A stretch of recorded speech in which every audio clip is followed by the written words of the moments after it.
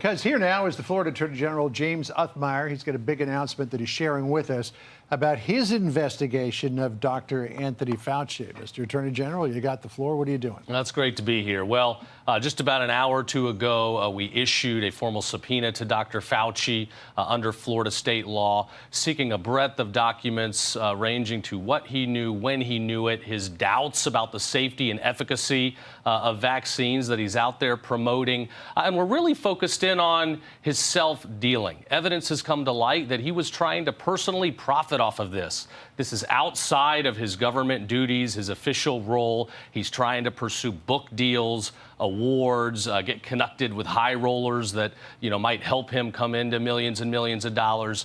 This is wrong, and it could go towards a deceptive trade practice, fraud, public nuisance, you name it. I think there's many aspects of Florida law that now are implicated. So what's the evidence that you're pointing at here?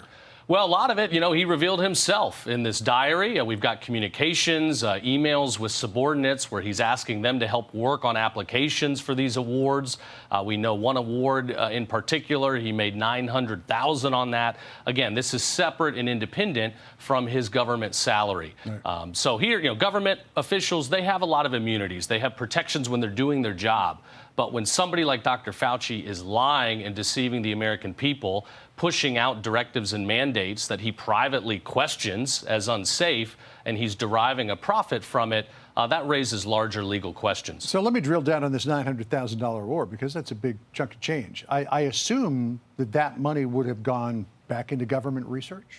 Am I right? Or not necessarily, and that's part of why we issue subpoenas. We need to gather discovery and evidence in Florida. We want to seek accountability.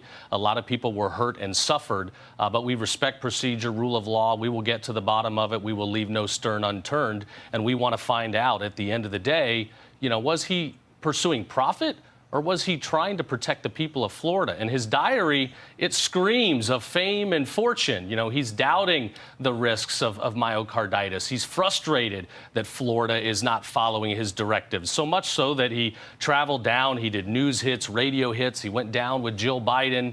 All the while, we now know privately he has a lot of doubts about safety. Be sure to like and subscribe for all the Fox News latest on YouTube and catch full shows streaming now on Fox One.